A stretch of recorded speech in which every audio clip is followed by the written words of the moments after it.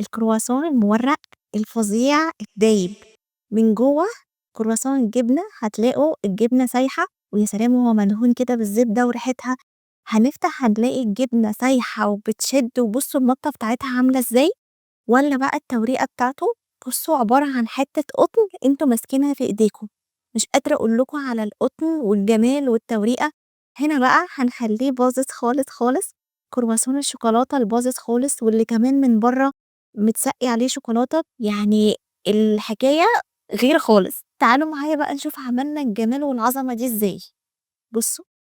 أول حاجة معايا نُص كيلو من الدقيق عليه رشّة من الملح، وهاحط حوالي كوباية إلا ربع من اللبن وعليه ربع كوباية من المَيّة الدافية و3 معالق كبيرة من السكر، وهنقلّبهم مع بعض كويس جدًا واسيبهم مع بعض مع باكو الخميرة إن هُم يختمروا مع بعض.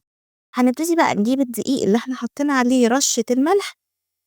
وبعد ما الخليط بتاعي كده اختمر بالشكل ده، هاكسر بيضة على الدقيق ورشة الملح، ونبتدي بقى إن إحنا نحط كمان رشة من الفانيليا عشان الريحة، ونقلبهم كده مع بعضهم كويس جدًا، وابدأ بقى أعجن بالخليط السايل بتاعي اللي هو كوباية من اللبن الدافي على المَيّة، ومعاهم كمان باكو خميرة و3 معالق كبار سكر. خلاص عجنت، أبتدي آخد كده قطعة بقى من الزبدة، أنا دي مش هاخدها كلها للعجين، هاسيب بقيتها للتوريق، هاخد بس كده حتة منها إن أنا ألِم بيها كده العجينة، طبعًا هتتقطّع وتتبهدل زي ما إحنا يعني متّفقين في كل مرّة بنعجن فيها، عايزة العجينة تبقى ليّنة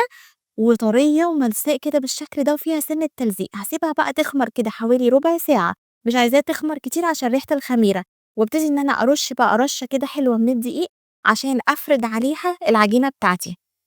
إحنا هنا هنورّق بطريقة سهلة جدًا، هتشوفوا معايا بقى السهولة، ولا هنقعد نطبّق ونحط في تلاجات ولا الكلام ده كلّه.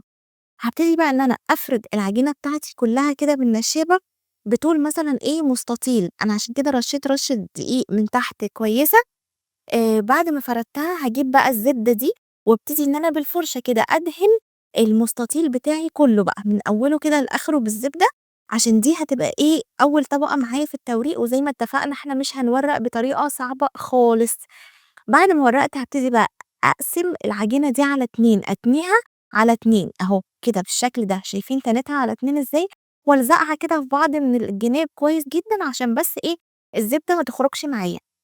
هاقسم بقى العجينة بتاعتي دي نُصّين، وابتدي كل نُص أقسمه مثلثات بالشكل اللي أنتم شايفينه ده. الجزء ده أنا هاعمله كرواسون كبير، فقطعت المثلث بتاعي كبير، لو أنتم هتعملوه صغير قطّعوا صغير شوية. جبت بقى هنا جبنة فيتا على جبنة موتزاريلا كده على رشة زعتر، ودي حشوة الجبنة بتاعتي اللي هي الحشوة الأولانية. هابتدي بقى أحط كده في القاعدة بتاعة المثلث، وابتدي أقفّل أول طبقة بس عشان ما تخرجش، وابتدي بقى إن أنا أرول كده بس بالشكل ده، والجزء بتاع المثلث ده باشده على برّه، شايفين؟ دي الكرواسوناية الكبيرة زي ما اتفقنا، بس كده منتهى السهولة، وأقفّل بس كويس، وأحطها بقى في صينية إن هي تخمر. شايفين الجمال؟ نيجي بقى للكرواسوناية الصغيرة السادة، هابتدي إن أنا ألفّها كده، وبرضه آجي من المثلثة أقفّل، وباحط في الصينية من الحتة اللي أنا قفّلت منها، خلاص أسيبها ربع ساعة تانية ترتاح، وابتدي أدهن وشّها لبن، وأحطها في الفرن،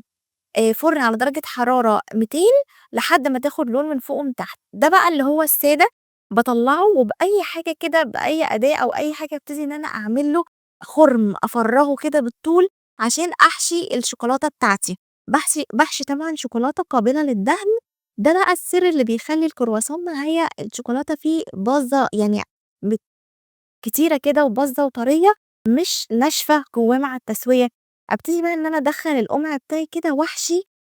بالشوكولاتة لحد ما أحس إن في إيدي إن هو تخن كده وكلبز أهو كده بالشكل ده، وأعملهم كلّهم بهذا الشكل. في بقى جزء من ده هاسيبه زي ما هو كده محشي بكريمة الشوكولاتة بس، وفي جزء بقى كده تاني هندلّعه كده ونعمل له شوية أشكال حلوة كده مع بعض شبه اللي إحنا بنشتريه من الفرن بالضبط. أنتم لسه ما عملتوش اللايك، لو أنتم وصلتوا معايا لحد الحتة الباظظ خالص دي، عايزاكم تعملوا لي بقى أحلى لايك، وطبعًا تقولوا لي رأيكم عشان أعرف عجبكم الفيديو واستفدتوا منه والّا لأ.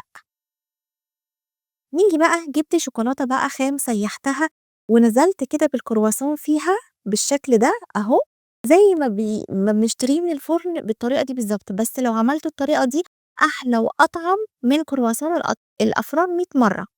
جزء هاسيبه زي ما اتفقنا سادة محشي من جوّه شوكولاتة بس، وجزء هاخلّيه من جوّه باظظ ومن برّه كمان إيه، فيه شوكولاتة، واجيب بقى شوكولاتة بيضا كده وابتدي إن أنا أعمل لها خطوط كده توزيع من برّه أهو كده بالشكل ده، بس عملنا أحلى عظمة.